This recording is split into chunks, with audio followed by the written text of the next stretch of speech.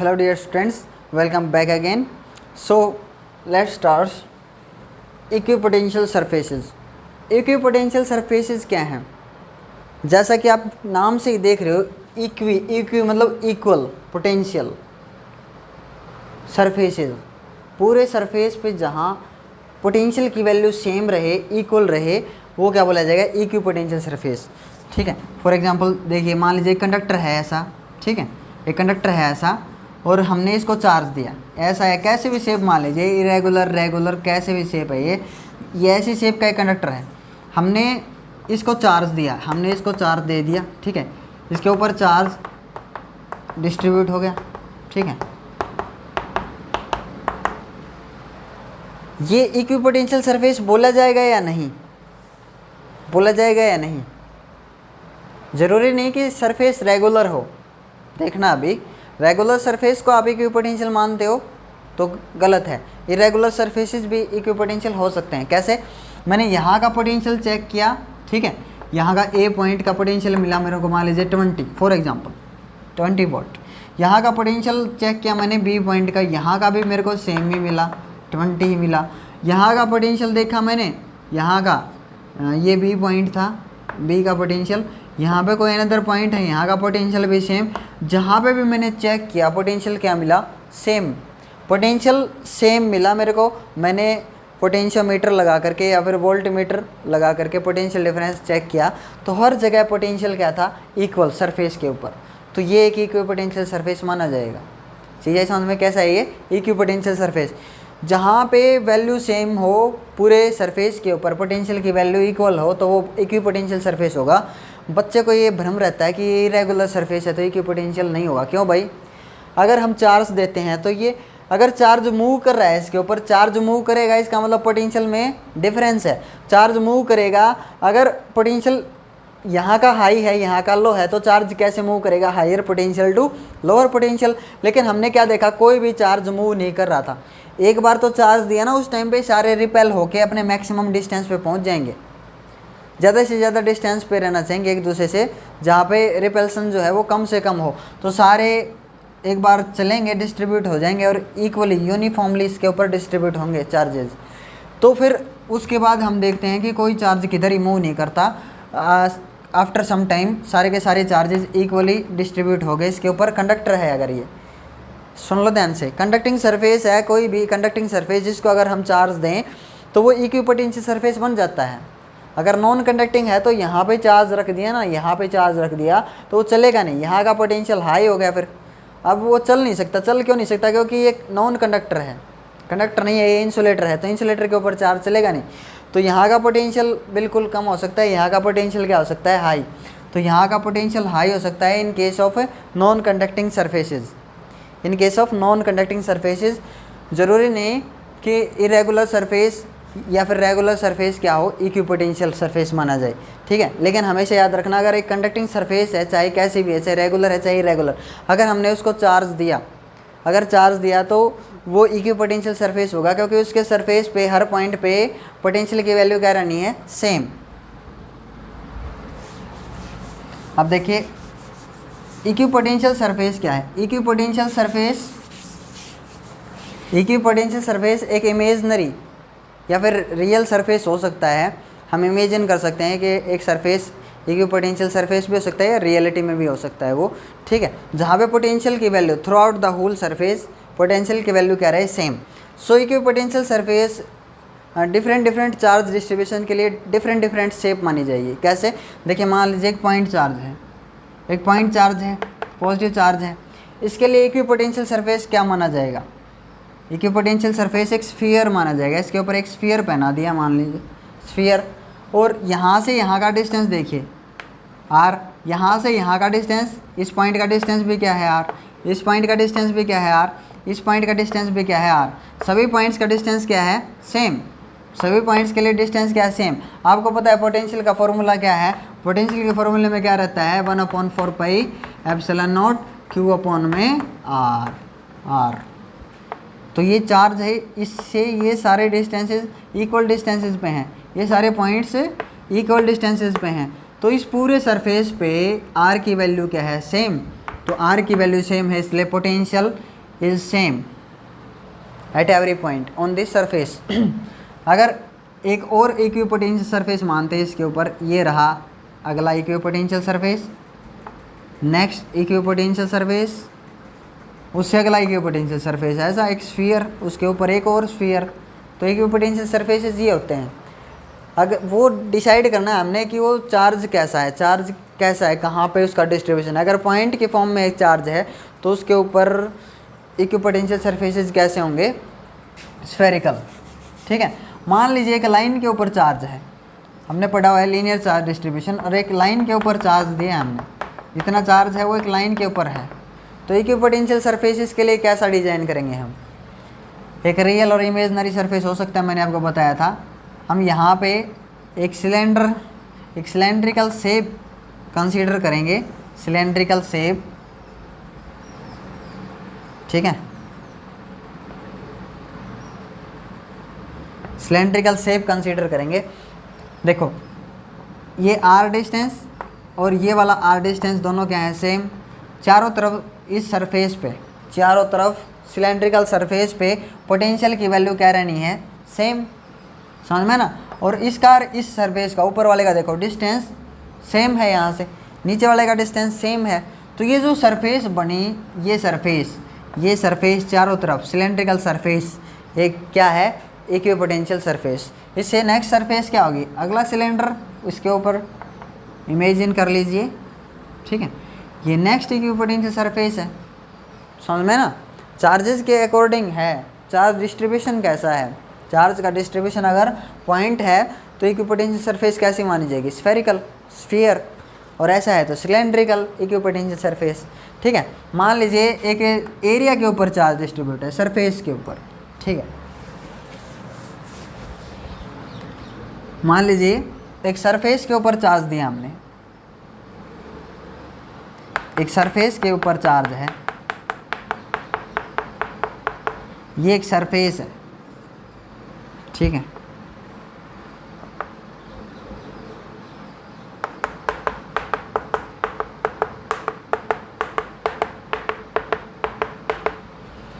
Surface के ऊपर charge है तो इक्विपोटेंशियल सरफेसेस के लिए क्या होगा, अगला सरफेस, भाई अगला सरफेस ये इसके लिए क्या है, इक्विपोटेंशियल सरफेस है। क्योंकि इससे देखो मैं दिखाऊंगा आपको अभी, इससे निकलने वाला इलेक्ट्रिक फील्ड कैसा है, ये इलेक्ट्रिक फील्ड निकल रहा है इससे।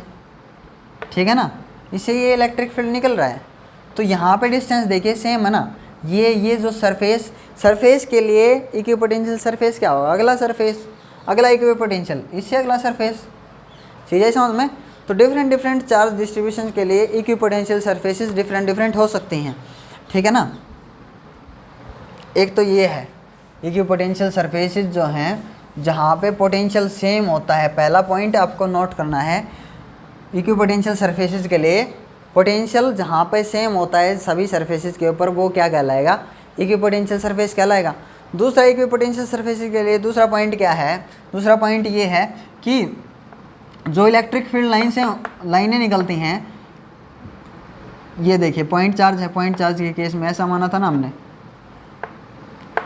देखिए इलेक्ट्रिक फील्ड लाइनें ऐसे निकलती हैं, तो इलेक्ट्रिक फील्ड लाइनें सरफेस के ऊपर, इक्विपोटेंशियल सरफेस के ऊपर कह लूँ मैं, हमेशा कितना एंगल बनाएंगे भाई, 90 डिग्री का एंगल बनाएंगे हर टाइम। ठीक है, हर टाइम इलेक्ट्रिक फील्ड लाइंस और इक्विपोटेंशियल सरफेस के बीच एंगल कितना होगा, हर टाइम 90 डिग्री। ई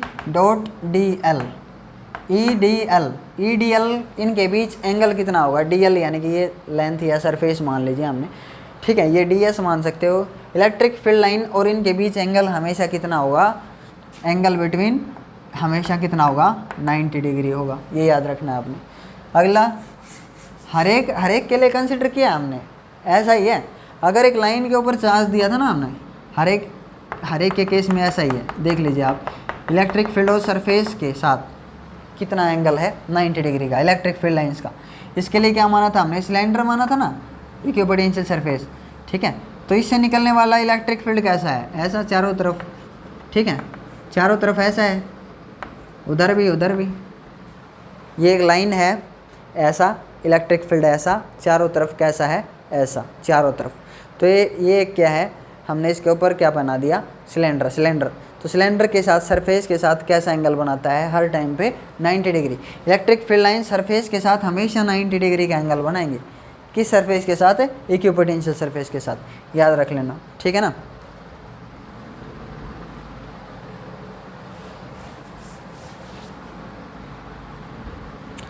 अब क्या है, अगला पॉइंट क्या है, work done on an equipotential surface is always remain same. Equipotential surface के ऊपर आप वर्क डन करते हो, इक्विपोटेंशियल सरफेस है ये, मान लीजिए, ठीक है, कंसीडर कर रहे हैं हम। इक्विपोटेंशियल सरफेस के ऊपर किया गया वर्क डन सेम रहता है, या फिर बोल सकते हैं 0 रहता है। हमने कोई काम नहीं किया, इक्विपोटेंशियल सरफेस है ये इस चार्ज के लिए। एक चार्ज को आप मान लीजिए यहाँ से, ये Q1 चार्ज है, इसको यहाँ से यहाँ मूव करिए, आप यहाँ से यहाँ मूव करिए, कहीं पर भी मूव करते रहिए, ठीक है ना। इक्विपोटेंशियल सरफेस के ऊपर किया गया वर्क डन, कहीं पर भी मूव करते रहिए, फोर्स इनटू डिस्प्लेसमेंट मूव करवा रहे आप, आपके द्वारा किया गया वर्क डन क्या रहना है, 0। मान लीजिए एक चार्ज को आप यहाँ से यहाँ तक मूव करवा के लेके आए हो, ठीक है, मान लीजिए मैथमेटिकली मैं आपको शो कर रहा हूँ, यहाँ ए पॉइंट से बी पॉइंट तक आपने मूव किया है, तो यहाँ का पोटेंशियल है VA और यहाँ का पोटेंशियल, इस पॉइंट का पोटेंशियल है VB, ठीक है। तो work done from A to B per unit charge, जितना चार्ज Q चार्ज को मूव किया आपने, तो क्या लिख सकता हूँ मैं, फाइनल माइनस में इनिशियल। देख सकते हो आप, यहाँ से यहाँ तक मूव किया मैंने, तो ये फाइनल है। अगर इधर इस डायरेक्शन में लेके आया हूँ मैं इस चार्ज को, इस सरफेस पे ऐसे, इससे इधर इस B पॉइंट पे, तो ये इनिशियल था और ये क्या है, पोटेंशियल फाइनल। तो ऐसे लिखा जा सकता है कि नहीं। तो work done from A to B per unit charge, देखो ये पोटेंशियल क्या हो गया, 0। यहाँ का पोटेंशियल सेम, यहाँ का भी सेम, V माइनस V, यहाँ का पोटेंशियल BB, यहाँ का भी V, यहाँ का हर जगह का V है, तो V माइनस V क्या हो गया, 0 हो गया। तो वर्क डन कितना आया, from A to B, Q को उधर ले जाओ क्या हो जाएगा, 0। ये चीज़ आई समझ में। Work done from A to B क्या लिखा जा सकता है, 0।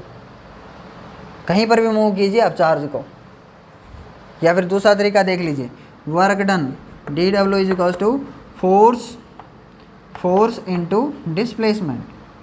फोर्स कौन लगा रहा था, इलेक्ट्रिक फील्ड, तो डिस्प्लेसमेंट मैंने बताया था, इलेक्ट्रिक फील्ड ऐसा और हम डिस्प्लेस करवा रहे हैं मान लीजिए ऐसा, और इनके बीच एंगल कितना है, 90 cos theta, FS force into displacement cos theta, यही तो फॉर्मूला होगा ना, खोलोगे तब FS, इसको खोलोगे, वर्क डन का फॉर्मूला ये तो FS, और ये वेक्टर फॉर्म है, खोलोगे ओपन करोगे FS कोस थीटा, तो ये फोर्स, इलेक्ट्रिक फील्ड बेसिकली क्या है, फोर्स, ठीक है।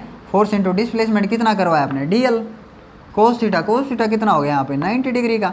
ये सरफेस DL ये सरफेस, और ये इलेक्ट्रिक फील्ड, इनके बीच एंगल कितना है, कोस 90। तो अगर इंटीग्रेट कर दोगे टोटल वर्क डन आ जाएगा, लेकिन हम फॉर्मूले में रखेंगे कोस 90, ये DL कोस 90, और कोस 90 की वैल्यू आ गई 0, सॉरी कोस 90 की वैल्यू आ गई 0। So work done on an equipotential surface will remains 0। Equipotential surface के ऊपर कितना काम करोगे आप, 0। चार्ज को कहीं से कहीं मूव करते रहो, ठीक है। अगला रिलेशन देखिए, relation between electric field and electric potential. देखो relation between electric field and potential, ये रिलेशन हमने निकालना है। इलेक्ट्रिक फील्ड इंटेंसिटी E और पोटेंशियल, इलेक्ट्रोस्टैटिक पोटेंशियल या इलेक्ट्रिक पोटेंशियल, इनके बीच क्या रिलेशन आएगा। देखो मान लीजिए यहाँ पे एक श्योर चार्ज है, ये श्योर चार्ज है जो इलेक्ट्रिक फील्ड बना रहा है, ठीक है। और यहाँ से हम एक चार्ज को मूव करना स्टार्ट करते हैं, मान लीजिए इन्फिनिटी से लेके आए और ऐसे मूव किया हमने चार्ज को इधर, ठीक है, ऐसे मूव करते लेके आ रहे हैं हम, और मूव करते लेके आएंगे इधर। एक चार्ज को हमने मूव किया है ऐसे इधर, ये पॉइंट है A और ये B, कितना डिस्प्लेस किया, dr, छोटा सा डिस्प्लेसमेंट है dr, ठीक है। तो हमने स्मॉल डिस्प्लेसमेंट किया है dr, और यहाँ से इस पॉइंट का जो डिस्टेंस है वो क्या मान लिया हमने, r। इस पॉइंट का जो डिस्टेंस है वो क्या मान लिया, r डिस्टेंस पे ये पॉइंट A पॉइंट। तो आपने वर्क डन कितना किया है, work done from A to B, A से बी मूव किया ना आपने। वर्क डन का फॉर्मूला क्या होता है, देखो फोर्स इंटू डिस्प्लेसमेंट। लेकिन इलेक्ट्रिक फील्ड इसके ऊपर फोर्स किधर लगा रहा था, इलेक्ट्रिक फील्ड तो ऐसा फोर्स लगा रहा था, हमने डिस्प्लेसमेंट इधर किया है। तो फोर्स कितना लगा इसके ऊपर, force into displacement. Work done का फॉर्मूला क्या है, फोर्स इंटू डिस्प्लेसमेंट, ठीक है ना। सो डी आर स्मॉल डिस्टेंस के लिए डिस्प्लेसमेंट भी वर्क डन भी क्या होगा, स्मॉल होगा ना। फॉर वेरी स्मॉल डिस्टेंस या displacement work done also small, तो डी डब्ल्यू लिख दिया, डी डब्ल्यू। इसको हटा दीजिए, कोई टेंशन वाली बात नहीं, ए बी या बी ए कोई दिक्कत नहीं है, सिर्फ डी डब्ल्यू याद रखिए। अब देखिए फोर्स का फॉर्मूला क्या है, फोर्स इसके ऊपर किधर लग रहा है, फोर्स इसके ऊपर लग रहा है Q इंटू ई, किधर लग रहा है, उस डायरेक्शन में। मैं इसको इधर मूव कर रहा हूँ, चाहे ऐसे माइनस लगा दीजिए, आप ऐसे माइनस लगा सकते हो आप, ठीक है। हम इसको ओपन करेंगे, देखो d W is equals to F dot d r cos theta, तब भी माइनस आ जाएगा, कोस थीटा जब रखोगे आप। हम इसको इधर डिस्प्लेस करवाना चाहते हैं, लेकिन इलेक्ट्रिक फील्ड किधर फोर्स लगा रहा है, ई के कारण उधर फोर्स लग रहा है, हम डिस्प्लेसमेंट इधर करवाते हैं। तो कोस 180 मैंने आपको पहले भी बताया था, एंगल कितना हो जाता है एफ और डी आर के बीच, यहाँ पे फोर्स और डिस्प्लेसमेंट के बीच फोर्स इधर लग रहा है इसके कारण, श्योर चार्ज के कारण, लेकिन डिस्प्लेसमेंट इधर करवा रहे हैं। कोस थीटा कितना हो जाता है 180, तो कोस 180 की वैल्यू क्या होती है -1, इसलिए माइनस आ जाएगा। फोर्स कितना है Q इंटू ई। इस चार्ज को अगर आप यहाँ मूव करवा के लेकर आए, मान लीजिए यहाँ पे जो चार्ज है प्लस Q है, ठीक है, इसको आप यहाँ पे इसी साइड मूव करवा रहे हो, तो ये रिपेल कर रहा है क्योंकि सेम नेचर के हैं। तो ये इलेक्ट्रिक फील्ड जो है, ये इलेक्ट्रिक फील्ड इसके ऊपर कितना फोर्स लगाएगा, Q इंटू ई फोर्स लगाएगा इसके ऊपर उधर। तो फोर्स उधर लग रहा था, लेकिन हमने डिस्प्लेसमेंट इधर करवाया, तो इसलिए एंगल कितना हो गया 180। या फिर ऐसा मान लीजिए कि अपोजिट फोर्स था, या फिर उसके लिए आप कैसा रख सकते हो -Q इंटू ई, चाहे कोस थीटा रखो ना रखो कोई दिक्कत नहीं, फोर्स इंटू डिस्प्लेसमेंट। सो डी डब्ल्यू आया, डी डब्ल्यू का फॉर्मूला क्या है, फोर्स इंटू डिस्प्लेसमेंट। फोर्स कितना है Q इंटू ई, और डिस्प्लेसमेंट मैंने एज इट इज़ लिख दिया, और कोस 180 कितना हो गया -1 हो गया। चीज़ है समझ में। सो देखिए डी डब्ल्यू बाई -Q, इस Q को मैं यहाँ उठा लिया इधर, मल्टीप्लाई में नीचे आके डिवाइड में, E इंटू डी आर। तो वर्क डन पर यूनिट चार्ज क्या आता है, पोटेंशियल डिफरेंस हमारे को पता है। तो डी डब्ल्यू बाई क्यू है, तो मैं इसको क्या लिख सकता हूँ, d V. D W by Q को क्या लिखा जा सकता है, d V is equals to E dot d r, ठीक है। अब देखिए ई को इधर ही रखिए और डी आर नीचे आ जाएगा, minus D V by D R, minus D V by D R is equals to E. इसको चाहे इधर रखिए, इसको उधर रखिए। Electric field is equals to क्या आया, minus D V by D r.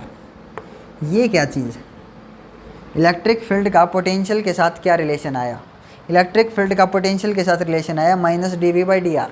देखिए कभी भी फिजिक्स में नेगेटिव साइन को देख के घबराना मत, नेगेटिव साइन हमेशा डायरेक्शन को इंडिकेट करता है।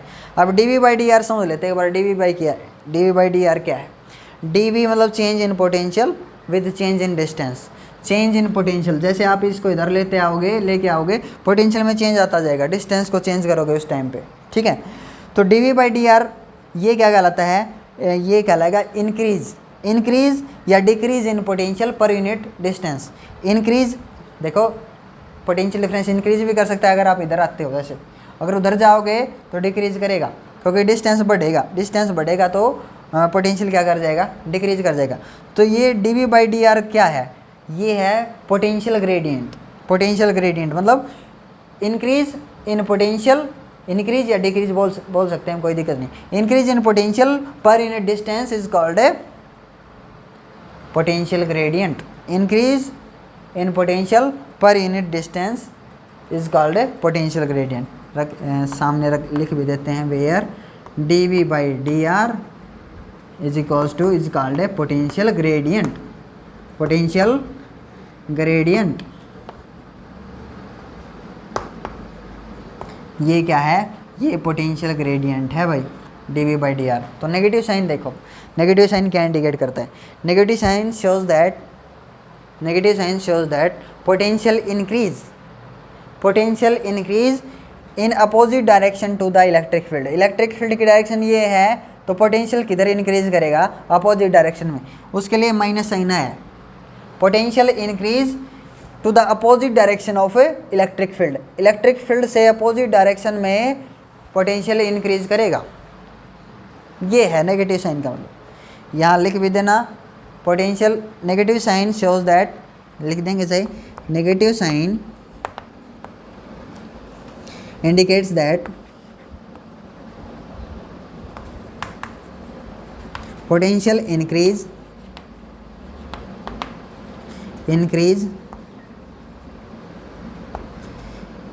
in to the direction of opposite to the direction of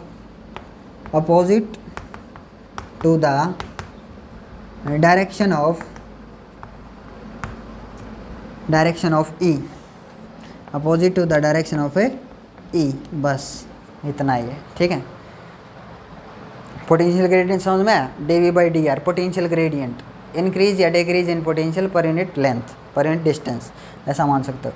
अगर आपको पोटेंशियल दिया गया है, पोटेंशियल डिफरेंस, दो पोटेंशियल डिफरेंस, दो लोकेशंस के बीच का डिफरेंस पोटेंशियल डिफरेंस कहलाएगा, और डिस्टेंस दिया गया है, तो आप इलेक्ट्रिक फील्ड की वैल्यू निकाल सकते हो। समझ में है ना। देखो इलेक्ट्रिक फील्ड का एक फॉर्मूला ये आ गया d V by D r, ठीक है, d V by D r. अब देखो ये आपको डिटेल में समझने की ज़रूरत है। अगर आपको दो लोकेशन के बीच का, दो पॉइंट के बीच का डिफरेंस दे रखा है और उनका डिस्टेंस दे रखा है, तो वहाँ पे उस लोकेशन में इलेक्ट्रिक फील्ड जो प्रेजेंट है कितना है वो आप निकाल सकते हो। जैसे मैं अभी आपको एक न्यूमेरिकल करवा के दिखाऊंगा इसके ऊपर, ठीक है, वो देख लेना आप। ठीक है, d V by D r से ई की वैल्यू निकाल सकते हैं, ठीक है, और उसकी डायरेक्शन भी निकाल सकते हैं, ऐसे देखेंगे d V by D r. ठीक है, अब देखो इलेक्ट्रिक फील्ड एक वेक्टर क्वांटिटी है, हमें समझ में आता है इलेक्ट्रिक फील्ड एक वेक्टर क्वांटिटी है, ठीक है ना। तो ये किसके इक्वल है, d V by D r. तो न्यूमेरिकल वैल्यू जो होगी ना, d V by D r solve करोगे आप, न्यूमेरिकल वैल्यू जो होगी वो वेक्टर है। D V by D R ये स्केलर है, पोटेंशियल ग्रेडियंट एक वेक्टर बन जाएगा। अब डी वी तो है ना स्केलर है, पोटेंशियल डिफरेंस एक स्केलर है। हाँ, ये मोस्ट इंपॉर्टेंट चीज़ है जो याद रखनी है, पोटेंशियल ग्रेडियंट एक वेक्टर क्वांटिटी है भाई। अगर पूछ लिया जाए it is a vector quantity, कैसे, अभी तो कह रहे सर आप स्केलर है पोटेंशियल डिफरेंस, तो भाई पोटेंशियल ग्रेडियंट है ये, potential gradient is a vector quantity. कैसे, क्योंकि इसकी जो न्यूमेरिकल वैल्यू आएगी, जैसे सोल्व किया हमने, मान लीजिए वैल्यू आई 2000, तो 2000 किसके इक्वल आ गया, इलेक्ट्रिक फील्ड के इक्वल आ गया। इसलिए न्यूमेरिकल वैल्यू जो है वो इलेक्ट्रिक फील्ड के इक्वल है, और इलेक्ट्रिक फील्ड एक वेक्टर क्वांटिटी है। सो पोटेंशियल ग्रेडियंट को क्या माना जाएगा, it is a vector quantity, ठीक है ना, वेक्टर क्वांटिटी माना जाएगा भाई। तो ऐसे आप दो चीज़ें गिवन होंगी तो आप तीसरी चीज़ निकाल सकते हो। अगर आपको ई गिवन है और ये गिवन है तो पोटेंशियल डिफरेंस निकाल सकते हो दो लोकेशन के बीच का। इलेक्ट्रिक फील्ड आपको दिया गया है और डी आर की वैल्यू अगर है, दो लोकेशन के बीच का डिस्टेंस क्या है, डी आर। अगर डी आर है तो इसकी मल्टीप्लाई कीजिए, क्या आ जाएगा आपके पास है, चेंज इन पोटेंशियल डिफरेंस, यानी कि डी वी आ जाएगा, ठीक है ना। तो ये मोस्ट इंपॉर्टेंट रिलेशन है ई का, जो आपने हर टाइम याद रखना है। पूरी क्लास 12th में ये रिलेशन यूज़ होना है। चाहे तो आप इसको ऐसे याद कर लीजिए, E is equals to minus D V by D r, या फिर ऐसे याद कर लीजिए minus D V is equals to E dot d r. E dot d are, ये माइनस साइन यहाँ पे भी लगा सकते हो आप, कोई दिक्कत नहीं है, ठीक है ना। D V is equals to minus E dot d r. तो ये दो मोस्ट इंपॉर्टेंट फॉर्मूले हैं जो आपको याद रखने हैं, ठीक है। अब एक दो न्यूमेरिकल देख लीजिए इसके बेसिस पे। हमें पता है कि इक्विपोटेंशियल सरफेस, ये अगर इक्विपोटेंशियल है, मान लीजिए यहाँ पे पॉइंट चार्ज है, ये स्फीयर का हिस्सा है, तो ये इक्विपोटेंशियल होगा। यहाँ पे कोई चार्ज है, ठीक है, हमारे को नहीं मतलब कैसा है उससे, लेकिन पता लग जाएगा कि इलेक्ट्रिक फील्ड की डायरेक्शन क्या है। देखिए ये दूसरा इक्विपोटेंशियल सरफेस हुआ ना, इसके ऊपर दूसरा इक्विपोटेंशियल हुआ कि नहीं हुआ। ये देखिए ये तीसरा इक्विपोटेंशियल सरफेस हुआ ना, चीज़ है समझ में। तो यहाँ का पोटेंशियल क्या है, यहाँ का पोटेंशियल है V1, यहाँ का पोटेंशियल है V2 और यहाँ का पोटेंशियल है V3। इस पूरे सरफेस पे V1 रहेगा, इस पूरे सरफेस पे V2 रहेगा और इस पूरे सरफेस के लिए V3 रहेगा, चीज़ है समझ में। और मान लीजिए यहाँ पे प्रेजेंट इलेक्ट्रिक फील्ड निकालना है, इलेक्ट्रिक फील्ड, ठीक है, इस लोकेशन पे। तो आपको ये जो डिस्टेंस है, परपेंडिकुलर डिस्टेंस दिया हुआ है दो सरफेसेस के बीच का, इक्विपोटेंशियल सरफेसेस के बीच ये दिया हुआ है V1 की वैल्यू -50 वोल्ट पोटेंशियल, ये -30 दे रखा है, सपोज कर लेते हैं -30, और ये -10-20 कुछ भी मान सकते हैं हम, ठीक है। तो E की वैल्यू निकालनी है, E की वैल्यू भी निकल सकती है ऐसे इस फॉर्मूले से, आंसर है यस। किस फॉर्मूले से? dV = -E.dr। बस एक फार्मूला याद रख लिए, दूसरा तो इसी से बना है, ठीक है। तो ये dr दे रखा है, इनके बीच का डिस्टेंस है वो है 10 मिलीमीटर, सपोज कीजिए 10 मिलीमीटर दिया हुआ है। तो ऐसे आप इलेक्ट्रिक फील्ड की वैल्यू कैलकुलेट कर सकते हो। आंसर क्या है? कर सकते हैं। कैसे? देखो dV दे रखा है आपको, dV कितना है, मान लीजिए ये डिस्टेंस दे रखा है, तो dV आपको यहीं का dV लेना है। मान लीजिए आप यहाँ से इधर आए, इधर से इधर आ रहे हैं हम, ये पॉइंट है A और ये है B, तो फाइनल अपने लिए क्या हो जाएगा ये, और इनिशियल क्या है ये, तो फाइनल है V2 अपने लिए और इनिशियल क्या है V3। ऐसे चल के आ रहे हैं ना, ऐसे चल के आ रहे हैं, तो ये पॉजिटिव डायरेक्शन मान ली हमने, ये पॉजिटिव डायरेक्शन, तो ये क्या होगी, नेगेटिव डायरेक्शन, ठीक है। ये पॉजिटिव डायरेक्शन देखो, फॉर्मूला रखते हैं dV = -E.dr, या E का जो फॉर्मूला है वो क्या है, -dV/dr। E क्या हुआ, dV change in potential, change in potential निकाल सकते हैं हम। फाइनल ये है, इनिशियल ये है, तो ये फाइनल रखा हमने -30 माइनस इनिशियल, तो -10 इनिशियल था, और dV निकाल रहे हैं तो माइनस, फिर चेंज निकाल रहे हैं तो चेंज के लिए माइनस, और इसकी वैल्यू है माइनस, इनिशियल और फाइनल दोनों माइनस, और उनके बीच में माइनस। और एक और चीज़ आगे फार्मूले में क्या है, माइनस, और 10 मिलीमीटर यानी कि 10⁻³ मीटर ये है, ठीक है।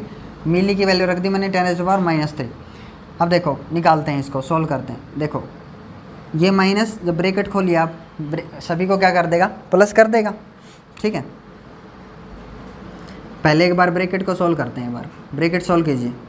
E की वैल्यू क्या आई, E की वैल्यू आएगी, ब्रैकेट सोल्व किया हमने, -30 और ये हो गया -30, और जब ये ओपन किया तो ये हो गया माइनस प्लस, तो 20 हो गया, माइनस का 20। देखो ब्रैकेट ओपन किया हमने, ब्रैकेट को सोल्व करना है सबसे पहले, माइनस का 20 आ गया, और माइनस मिलके क्या हो जाएगा, प्लस का 20, ठीक है। अब देखो 10, अब ये 10 की पावर ऊपर जाके प्लस की हो जानी है, 10⁻³ प्लस की हो जाएगी, तो एक पावर से एक पावर कट जाएगी, ठीक है। तो ऐसे क्या लिखा जाएगा, 10⁻² है ना, तो ये 20 और 10⁻², 2000। इलेक्ट्रिक फील्ड कितना आ गया, इलेक्ट्रिक फील्ड आ गया 2000। अब इसकी यूनिट इसी के अकॉर्डिंग रखनी पड़ेगी। देखो हमने इसकी यूनिट जो है हमने पढ़ी हुई, इलेक्ट्रिक फील्ड का फॉर्मूला क्या होता है, इलेक्ट्रिक फील्ड का फॉर्मूला होता है फोर्स एक्सपीरियंस पर यूनिट चार्ज, तो इससे इलेक्ट्रिक फील्ड जो था, इलेक्ट्रिक फील्ड की यूनिट बनी थी क्या, न्यूटन पर कूलम इलेक्ट्रिक फील्ड की यूनिट है। एक दूसरी यूनिट यहाँ से आ जाएगी, इलेक्ट्रिक फील्ड की यहाँ से यूनिट लगाएंगे हम, वोल्ट।